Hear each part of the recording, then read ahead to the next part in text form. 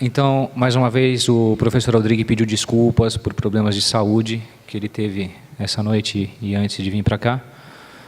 Então eu vou dar uma pequena palhinha aí para vocês, só para complementar. Vou passar um pouquinho do aspecto geral de como está o climatério pela ginecologia, porque a gente recebe pacientes no nosso consultório de acupuntura e elas vêm, às vezes, querer tirar dúvida com a gente sobre reposição hormonal, se deve continuar ou não reposição hormonal, que tipo de reposição hormonal, causa câncer, será que eu vou ter câncer usando uma reposição hormonal, então eu vou procurar acupuntura e largo toda a minha reposição hormonal.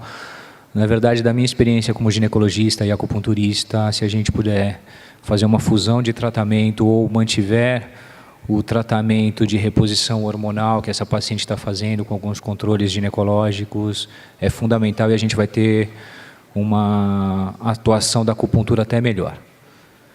Na verdade, toda essa dúvida surgiu depois de um estudo conhecido por todos, chamado WHI, né? Um estudo que começou no final da década de 90 nos Estados Unidos, que reuniu quase 20 mil mulheres, chegou aos 18 mil mulheres, e na verdade chegou em julho de 2002 e começou a se pesar os riscos e os benefícios desse estudo, e os riscos foram maiores do que os benefícios, e cancelou esse estudo, parou e divulgou para todo mundo: olha, a reposição hormonal de estrógeno e progestágeno, ou estrógeno isolado, ele vai aumentar o risco de câncer de mama, vai aumentar o risco de doença cardiovascular, e isso causou um boom no mundo inteiro de que não se deveria fazer reposição hormonal para nenhuma mulher. Na verdade, o estudo WHI, ele foi um estudo para querer pegar um número grande de mulheres, foi um estudo mal feito, né? Então você tinha incluso uma população de mulheres com uma idade muito avançada, mulheres que já tinham tido histórico de câncer de mama ou útero anteriormente, mulheres com história de infarto agudo do miocárdio prévio, doenças cardiovasculares prévias. Então, foi um estudo que a população não era uma população tão indicada para uma reposição hormonal, talvez. E fora que se usou a mesma dosagem de estrógeno e progestágeno para todas as mulheres. Foi usado estrógenos conjugados a 0,625 mg, junto com acetato de medroxiprogesterona a 2,5 mg. Dependendo da população, você pode usar uma dose diferente, fora que o estrógeno conjugado é um estrógeno totalmente sintético, né? Fora esse estudo, a gente teve paralelamente mais 2 estudos, o HERS, que era para ver justamente as doenças cardiovasculares, que é o Heart Estrogen Replacement Study. E, na verdade, esse estudo HERS, ele mostrou, foi com uma população pequena, de 300 e poucas pacientes, e mostrou que no primeiro ano, a incidência de infarto agudo do miocárdio das pacientes que receberam reposição de estrógeno, também na dosagem de 0,625 de estrógeno conjugado com 2,5 de medroxiprogesterona, foi igual ao número de infartos nas mulheres que receberam placebo. Então, foi um estudo que mostrou que no primeiro ano de reposição hormonal não se aumentou o número de infartos, não se aumentou o risco de infarto. E do segundo ano para frente, foi mostrando que as pacientes que recebiam a reposição hormonal iam diminuindo a sua incidência de infarto agudo do miocárdio em relação ao grupo placebo. Então, isso mostra que o estrógeno tem uma certa proteção cardiovascular. Mas ele vai ter essa proteção cardiovascular justamente naquelas mulheres que não têm uma doença artériocoronariana prévia, né? A reposição hormonal, ela não é indicada para quem tem uma doença cardiovascular ou algum histórico de infarto prévio. Não vai ter benefício nenhum. Mas ela pode ter um benefício para as pacientes que não têm nenhuma história de uma doença cardiovascular prévia. Obviamente, você não vai indicar uma reposição hormonal também para paciente que já teve uma história de câncer de mama prévio ou um câncer ginecológico prévio. Outro estudo foi o ERA, também, que foi a reposição de estrógeno, e comparando também com arteriosclerose Então, esse estudo chegou à mesma conclusão, que se você tiver uma paciente com doença artério-coronariana prévia, não se deve fazer a reposição hormonal, mas é um fator de proteção para aquelas pacientes que não têm uma história prévia. Com tudo isso, o que a gente vai fazer? A gente não vai fazer nada, a gente vai fazer acupuntura, né? Só que a gente vai respeitar a posição do ginecologista quanto à indicação ou não, mas a gente pode avaliar se essa paciente tem um risco cardiovascular e a gente pode fazer uma nossa opinião a respeito. Só que com isso os ginecologistas desde 2002 aí começaram a falar, vamos pesquisar alguma outra coisa, né? Algum outro tratamento, um tratamento medicamentoso alternativo dentro da ginecologia. Dentro da ginecologia a gente fala de tratamento medicamentoso alternativo, né? Não é a acupuntura que é só uma coisa alternativa, não tem nada de alternativo, né? Mas alternativo em relação a estrógeno e progesterona. Porque a gente sabe que estrógeno e progesterona, a progesterona não vai melhorar dos fogachos, não vai melhorar da sudorese, o que vai melhorar é o estrógeno. A progesterona é só um fator de proteção endometrial, então para aquelas pacientes que ainda têm útero, você vai usar a progesterona como um fator de proteção endometrial. E aí a gente começou a pesquisar os moduladores seletivos de receptores estrogênicos, os SERMs, que é a tibolona, e a gente chegou à conclusão que a tibolona tem um efeito de melhora, mas não é um efeito tão bom de fogachos quanto os estrógenos. E aí a gente começou aí a pesquisar no início dos anos 2000, aí a gente começou a pesquisar bastante fitomedicamentos, né? Principalmente com Trifolium pratensis, que é o red clover, foi começado a usar também ginseng, e na verdade a gente tem esses fitomedicamentos, e eu acho que eu estou fazendo esse gancho para depois a gente vai ter uma aula só de fitoterapia chinesa, mas não melhoram de fogachos, não melhoram de sudorese noturna, tanto quanto um estrógeno. Então eu acho que se a gente fizer uma associação de fitoterapia chinesa, se a gente fizer uma associação de fitoterapia medicamentosa convencional, se a gente fizer uma associação de estrógeno, desde que a gente respeite os riscos de cada paciente, a gente vai ter uma melhora maior ainda com a acupuntura. Tirando tudo isso, atualmente, as pacientes, se você fala de algum efeito estrógeno semelhante, seja ele por fitomedicamentoso, a paciente ainda vem para você e fala, não, eu tenho medo de câncer de mama, isso aí vai me dar um câncer de mama, eu não quero, isso aí vai me causar um infarto, vai me causar trombose, vai me causar riscos cardiovasculares, e a população feminina mundial ainda tem esse medo. Então, atualmente, está se pesquisando outros tipos de medicações para a melhora, principalmente dos fogachos e para a melhora, principalmente da sudorese noturna. Tudo deficiência do rim, né, doutor?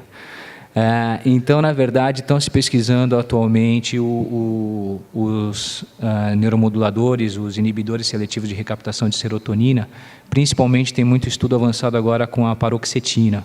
E aí começaram com as doses usuais, 10, 20 miligramas de paroxetina, e começou a ter problemas, às vezes, de boca seca, dor de cabeça nessas pacientes. E hoje os últimos estudos com paroxetina mostram uma melhora dos fogachos e melhora da sudorese noturna. Numa dosagem baixa de 7,5 miligramas de paroxetina, você já tem um efeito bom. Então, às vezes, associar a paroxetina em dosagem baixa até para a ansiedade das nossas pacientes não vai ter um efeito tão bom para a ansiedade, uma dosagem baixa de 7,5 miligramas, mas já ajuda e tem um certo efeito de melhora de fogachos e melhora de sudorese. Bom dia. Parabéns a todos pelas excelentes aulas. Realmente a sessão foi brilhante, parabéns a todos. E eu gostaria de saber, inclusive para o doutor Luciano, a questão da reposição do cálcio e como que a doutora Lilian vê isso na dietoterapia chinesa. Se a senhora indica para as pacientes tomarem leite ou não. Porque por um desacordo com a minha ginecologista, que queria que eu tomasse cálcio, que eu acho que é uma coisa impensável, eu voltei a tomar leite. E eu queria saber a sua opinião sobre isso. Muito obrigada. Quanto à reposição de cálcio, eu acho que a gente não pode seguir uma regra básica para todos os pacientes na menopausa. Eu acho que aquelas pacientes com história prévia, seja nela ou na família de fraturas, seja já com história de osteoporose, fazer aquele controle com a densitometria óssea, mas eu acho que até a doutora Lilian pode falar melhor, o fundamental é a alimentação. Então, a gente tem alimentação rica em cálcio, né? Um dos alimentos que eu oriento as minhas pacientes até usar é uma castanha do Pará por dia no café da manhã, que é um alimento riquíssimo em cálcio. Eu até deixo elas bem chiques, eu mando comer um damasco com uma castanha do Pará no café da manhã. E evitar o tabagismo, atividade física diária, isso é fundamental para a prevenção de doença cardiovascular, para melhorar o metabolismo ósseo, é atividade física e alimentação. Quanto à complementação de cálcio, eu vou pesar muito, vou fazer um controle de cálcio sérico, cálcio urinário, para também a gente não fazer uma reposição a mais de cálcio do que essas pacientes precisam. Mas a mudança dos hábitos de vida é fundamental na paciente do climatério. Acho que a doutora Lilian pode até acrescentar mais quanto à alimentação. A pergunta sobre o leite é muito frequente, né? Porque quando a gente vai ler os estudos da medicina oriental, a gente fala, leite dá muco, não se deve, etc. e tal. A gente não deve se esquecer que, na realidade, cada caso é um caso, cada momento é um momento. Por quê? Porque eu preciso saber como está aquela pessoa naquele momento. Pode ser que, no início, a gente oriente que não deveria ser utilizado o leite para aquela pessoa, até que ela se componha o equilíbrio e tudo mais. Agora, eu também concordo que a gente pode utilizar cálcio em outras funções que não o leite. Eu tenho algumas pessoas que são muito intolerantes a leite e nem por isso estão tendo quadros de cálcio tão baixo assim. E uma coisa que eu comecei a utilizar é os famosos sucos verdes. E eu estou fazendo um trabalho, não um trabalho científico, mas eu aprendo muito com as pacientes. Então, eu comecei a utilizar isso porque, na realidade, algumas delas têm intolerância e não se deveria estar tomando leite, porque ela não pode mesmo, porque tem quadros de diarreia muito importante, principalmente cólicas. Então, a gente começou a utilizar alguns sucos verdes que tenham frutas, principalmente o suco verde é importante ter vitamina C. Por isso que a absortividade do cálcio através dos vegetais é importante que tenha a vitamina C. Se não tiver, você vai ter que comer um caminhão e mesmo assim ter muito pouco. E a gente vem acompanhando com um controle de cálcio sérico e tem tido melhoras. Como você faz esse suco verde? Então, na realidade, foi um acaso. Eu acabei tendo um contato com uma nutricionista numa gestante que estava tendo internada no hospital e ela me explicou como faz e etc. e tal. Então, elas utilizam muito. De vitamina C, ela pode utilizar laranja, acerola, ou então ela utiliza limão. O que é mais importante, segundo ela? Uma composição de tal forma que seja gostoso você utilizar, porque senão você não vai... A alimentação, se ela não for prazerosa, as pessoas param de utilizar. Então, ela utiliza muito para cálcio, couve, utiliza também aquela ninja. Então, e aí utiliza também agrião. E o que ela põe? Se o agrião, ele harmoniza com abacaxi, com limão, então ela vai fazendo uma composição, e até é importante, eu lembro que quando a gente fazia fito, na época não tinha chinês, era brasileiro, o que a gente faz? O mais importante é a pessoa fazer e experimentar, para que ela possa compor o tratamento junto, né? E uma outra coisa que ela põe até castanha, ela vai pondo outros alimentos juntos e bate no liquidificador. E aí depende. Ela fala o seguinte: se por um acaso a pessoa tiver problemas intestinais e precisar de fibra, aí você não coa, senão você coa. Então você vai tendo que conhecer o paciente para que ele possa estar te dando informações. Então, algumas delas são intolerantes a um suco que você orientou, a gente vai mudar, pede para pôr maçã, que é harmonizante. A maçã ajuda muito a equilibrar o sabor e ela ajuda bastante nos calores, né? Então, tanto que as pessoas que utilizam muito calor, principalmente aqui no pescoço e tudo mais, elas têm um alívio muito grande. Então, são coisas que você pode compor a alimentação junto. Isso. Eu queria acrescentar a doutora Lilian aí, eu faço também esse suco maravilhoso, onde eu ponho banana, maçã, mamão, eu ponho goji berry, ponho chia, selênio, maca peruana, que me repõe em praticamente tudo. E uso uma vitamina D3 para formar o cálcio dentro dos ossos, né? Então, com isso, a gente praticamente repõe para tudo. E cuidado, se eu tiver couve, eu ponho, desde que seja orgânico. Hoje, infelizmente, a gente está vendo aí que na nossa feira ou mesmo no supermercado, os alimentos inorgânicos estão horríveis em termos de agrotóxico. Então, a quantidade de HG, chumbo e alumínio que você vai ter aí é muito pesado, né? Mas a minha pergunta é em relação à Valéria. Quero parabenizar a sua exposição, gostei muito das suas ervas, lindas, não sei onde se achou tanta figura bonita daquele jeito. E em relação a Angélica sinensis e qualquer outra, isoflavona, glicinimax, outras substâncias que geralmente são usadas como para menopausa, né, para reposição hormonal, em relação aos estrógenos, você achou que, não sei o que o Bergamo fala em relação a isso, que não pode ser usado em pacientes que têm displasia. Bom, eu estou fazendo um curso de fito, a gente perguntou para grandes pesquisadores nesse sentido, como é que agem realmente essas drogas em relação aos estrógenos verdadeiros. E aquilo que nos foi passado em relação tanto à isoflavona como à angélica, eles entram no receptor do estrógeno, mas não faz a mesma ação que o estrógeno. Ela tem uma ação praticamente semelhante, mas não é aquela ação estrogênica maléfica do estrógeno. Então, você pode usar. E com isso eu estou usando uma paciente que realmente ela tem um antecedente familiar, ela tem já uma certa displasia, já tem mais de um ano, é uma médica, está usando há mais de um ano e melhoraram todos os sintomas dela e tal, e a gente está seguindo direitinho as mamografias dela e não tem problema nenhum. Olha, primeiro a próxima mesa tem que acrescentar fitoterapia nacional com a senhora aqui. Mas é assim, o que o Bergamo diz é assim, é melhor não usar, porque tem menos estudos com as ervas chinesas. Então, por exemplo, se a senhora tem esse estudo e pode mostrar para a paciente, então é melhor. Mas como a chinesa não tem nenhum trabalho e está com todo aquele problema que teve até agora a regulamentação, então ele falou, é melhor evitar. Porque senão tem alguém que vai falar, olha, age no receptor.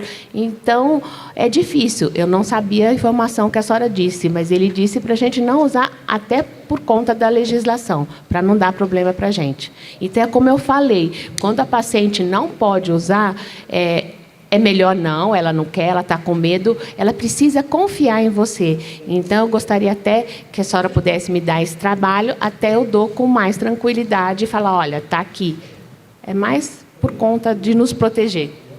Perfeito. Em relação àquelas drogas em que existem elementos minerais, por exemplo, eu acho que se der para evitar, nesses 3 anos que a Anvisa está supervisionando as ervas chinesas, eu acho extremamente importante. Eu tive uma palestra recentemente com a Ana Cecília, da Anvisa de Brasília, ela que regulamenta toda essa história dos medicamentos chineses, e ela foi categórica. Nada de mineral nem animal. Né? Animal, o mineral passou, doutora Ayaino. O Bergamo estava lá também, só não passou o animal. Então, foi retirado até daquele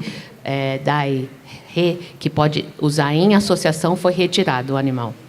Certo, tá bom. Então, muito obrigada. Enquanto não vem mais nenhuma pergunta, eu gostaria de fazer uma pergunta para o Dr. Lin Shenhao. No caso de uma paciente procurar o senhor com 35 anos e já querer fazer uma prevenção dos efeitos climatéricos, ela leu na internet que com 35 anos já começa o climatério, a primeira fase, é o que a gente chama de perimenopausa, precoce. O que você faz a mais com a agulha? O que você faz a menos com a agulha? Qual a sua conduta? Como a gente comentou ali, né? Então, na verdade, é o estilo de vida do paciente. Se a paciente leva uma vida estressante, leva uma vida com muitas preocupações, né? Ela vai ter uns sintomas piores. Tá? Então, na verdade, primeiro é corrigir o estilo de vida. Tá? Aí você pode, na verdade, você não vai fazer uma prevenção, desde que ela faça cuide do dia a dia, da alimentação, do sono, da recuperação, ela vai passar tranquilamente. Agora, te faz o tratamento de equilíbrio, né? Como a gente comentou, você tem que ter equilíbrio dos 5 Ts, né? E equilíbrio do Yin e do Yang. Tá? Então, na verdade, o tratamento basicamente seria esse mesmo. Tá? E aí, conforme ela vai tendo os sintomas, aí você pode ou usar acupuntura, ou, no caso aí, na alimentação, usar as ervas. Tá? Então, você pode. Na China, né, então, a gente tem nesses trabalhos de sociais, né, de levantamentos, as mulheres chinesas, elas têm na cultura, o uso de ervas. Então, todas essas ervas que foram faladas, é uma coisa que sai na televisão, no programa, como se fosse Ana Maria Braga, ou Saúde, né, da Mulher, tal. Eles falam dessas ervas. Então, na cultura delas, isso é o dia a dia. Então, então a gente vê que em Taiwan, por exemplo, tem um trabalho que mostra que mulheres no climatério, com início do climatério, elas procuram a medicina chinesa, né, 65%. Elas não vão atrás de hormônio, né, de TRH, elas vão por causa da própria cultura mesmo. E aí a gente observa também, isso quem foi para a China, observa nas praças públicas eles fazendo atividade física, exercício. Pacientes idosos, todo dia de manhã, vão para as praças públicas, eles têm lá uma orientação para fazer atividade física. Então, isso também faz parte da cultura do dia a dia deles. Né? Então, isso que talvez falte para a nossa cultura aqui. Né? Então, e a gente vê, 35, 40 anos, a mulher está produzindo ali, né, no máximo. Né? E aí que vem os infartos, né, as mulheres tendo infarto mais precocemente, tendo essas alterações mais precocemente. Então, é a pressão do dia a dia. Então, basicamente, é o estilo de vida aí que tem que mudar. Eu não sou ginecologista.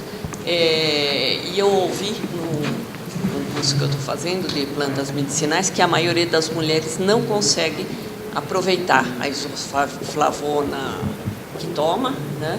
Mas eu não cheguei a saber por que isso. Só tive a informação. Quer responder? Eu uso muito, já usei muito a isoflavona. Na realidade, eu falo o seguinte, quando chega uma pessoa no meu consultório, a minha avaliação dela é integral. Né? Todo mundo pergunta, porque eu ainda faço a parte de ginecologia também. Então, as pessoas me perguntam, mas como é que você faz? Na realidade, quando a medicina tradicional chinesa me ajudou muito a entender qual é a paciente que está na minha frente. Então, algumas pessoas têm benefício com as isoflavonas justamente por causa desses quadros, aqueles fogachos. Por que tem fogachos desde leve até fogachos muito intensos? Depende do comprometimento que ela já está. Se ela já tem um comprometimento de vários órgãos, se ela tem comprometimento de algum, se é só o fígado que está estagnado ou não. Então, muitas vezes, você tem uma paciente que resolve muito facilmente com a isoflavona e vai ter outras pacientes que não vão resolver. Aí, eu concordo que talvez o mais importante seja a gente analisar o quadro dela, sintomático da medicina tradicional chinesa, que eu acabo misturando, e aí você pode ter benefícios ou não. Então, não tem mesmo benefícios para todas, e também, em algumas pessoas, você utiliza e parece milagroso. Por isso que tem esta ideia que a isoflavona tem uma repercussão generalizada de melhora, mas não é, depende muito de cada caso.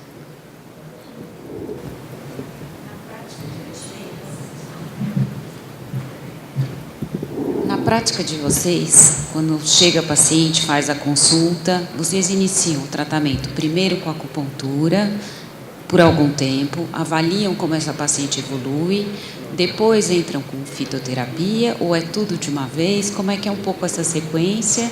Quantas sessões, mais ou menos, vocês costumam acompanhar? E se vocês costumam também fazer sessões de manutenção dessas pacientes? Olha, Andréia, começo sempre com a acupuntura e aurículo. Porque se ela vem até você, ela não quer, o perfil que vem até nós é porque não quer tomar medicamento. Então, eu começo sempre com a acupuntura, ela já vem para a acupuntura. Então, eu começo com a acupuntura, aurículo, dou aí umas 3 sessões. Aí, se depende o sintoma dela, o que tiver mais importante, aí eu associo. A não ser que a paciente me procure direto só para acupuntura. E tem algumas que atualmente me procuram só por aurículo. Então, eu tenho que respeitar a vontade dela. Aquela que tem medo de usar a agulha, você pode iniciar a fitoterapia direto. Mas o normal é a acupuntura e depois você faz a associação. Porque a acupuntura é aquela coisa, ela harmoniza muito mais. Então, porque a erva, pelo menos a erva chinesa, eu posso errar. E ela pode se sentir mal. Então, eu também preciso conhecer um pouco mais essa paciente para eu ficar mais tranquila e dar um tiro certeiro. Tem mais possibilidade de ervas, então eu preciso ir mais devagar. Bom, eu costumo usar mais só a acupuntura, tá? Que assim, a erva, eu moro em Taubaté, então tenho dificuldade de adquirir. Então, eu não trabalhei muito essa parte de erva. Agora, a doutora está falando que, né, eles mandam agora para o Brasil, é uma coisa que é interessante para a gente estar associando, mas a gente trabalha só com a acupuntura. Agora, o que é importante falar para o paciente é que isso é diferente do estrogênio. O paciente que faz reposição hormonal, em uma semana ela passa todos os sintomas, né? Então, dá aquele alívio, só que a hora que ela quer parar, os sintomas voltam, né? Agora, a acupuntura, ela tem um efeito mais lento. Então, ela vai continuar ainda tendo a sintomatologia. O que a gente observa? Que diminui a intensidade e diminui a frequência, né? Então, isso tem um tempo, tem um período. Tá? Tem pacientes que têm esses sintomas 3 anos, 5 anos. Tem pacientes que têm os sintomas por 10 anos. Tá? Então, depende muito da mulher, né? Então, o que a gente faz é orientar a paciente que isso não é igual, né? Que muitas pacientes já tomaram hormônio, falam, tomei hormônio uma semana e os sintomas sumiram, estou fazendo acupuntura, ainda estou sentindo calor. Mas é importante orientar isso. Isso melhorando a qualidade do sono, então isso ajuda. Melhorando, diminuindo a ansiedade, então isso equilibra o paciente. Então ela já sente melhor. E aí, com o passar do tratamento, você observa, e a paciente refere, que diminui a intensidade e diminui a frequência desses fogachos, desses calores, né? Agora, tratamento tem que avisar que é prolongado, né? Então, 2 meses, 10, 15 sessões, 20 sessões, pode repetir, né? Porque isso pode voltar, então pode repetir mais para frente. Então, é um tratamento até realmente diminuir, tá? Para manutenção, eu não te respondi, Andréia. Às vezes ela vem de 15 em 15 dias, depois que passou os sintomas e ficou assim umas 3 sessões sem sintomas. E outras depois abandonam, ficam um tempo bem, depois elas voltam. Voltei a sentir a insônia. Tem paciente que está comigo, tem uma senhora que ela está 13 anos toda sexta-feira, mas isso é raro. O normal, depois que elas param, faz mais um pouquinho, diminui a frequência, vão embora, depois voltam. Bom, o que eu faço na realidade é a minha consulta ela é demorada. Por quê? Porque a ginecologia me deu uma visão muito grande que a mulher ela tem muitas questões que ela não coloca, né? Então, depois de ouvir a história, ver qual é todo o que está acontecendo com ela energeticamente, eu converso com ela, eu explico para ela o que está acontecendo de uma forma bem simples, faço uma avaliação energética, explico para ela o que representa os órgãos, o que está acontecendo com ela, de que forma ela está tendo esses sintomas. Eu descobri com o passar do tempo que a conscientização da mulher de saber isso ajuda na aderência do tratamento.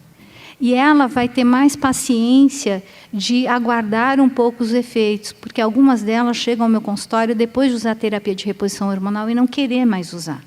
Então, a gente orienta que ela vai ter uma volta dos sintomas, às vezes os sintomas bem intensos, né?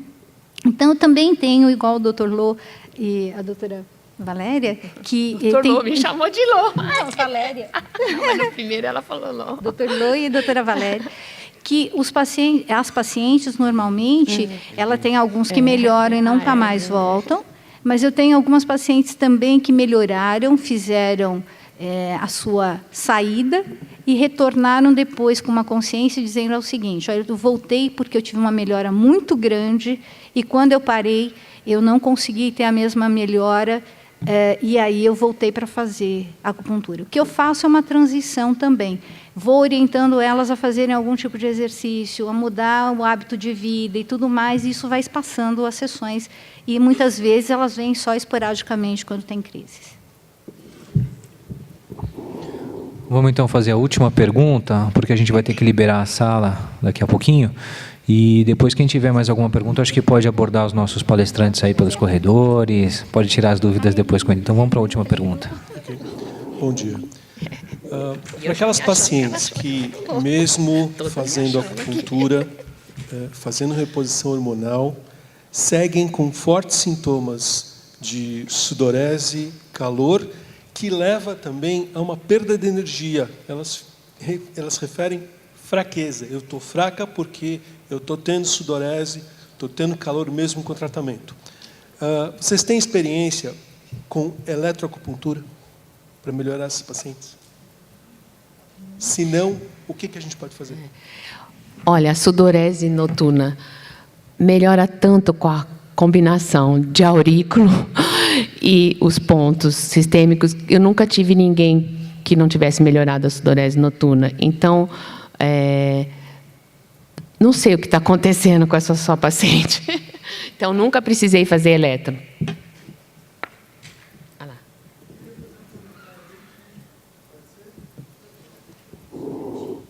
Alguém quer responder para ele se teve experiência? Não, só acrescentando quanto à parte energética, eu acho que a alimentação dessa paciente é fundamental. Tá? Então, alimentos ricos em ômega 3, ômega 6 seria muito importante para ela também, para dar uma melhora. Provavelmente ela não está te obedecendo. Né? Você está fazendo acupuntura, aurículo, e ela está comendo tudo que a doutora falou aqui dos alimentos para evitar e aumentando o calor dela. Né? Tomando vinho, tomando todas. É o seguinte, eu trabalho como médico de família no SUS, Florianópolis. E eu faço auriculoterapia em várias pacientes com climatério. E é interessante a resposta à auriculoterapia. Eu acho que não pode deixar de fazer aurículo. E se você não tem, por exemplo, minha agenda de médico de família é cheia. Mas eu faço aurículo, as pessoas retornam semanalmente, elas não faltam e elas referem melhora importante. Então, eu acho que a auriculoterapia é uma coisa que não dá para deixar de fazer. Não é mesmo.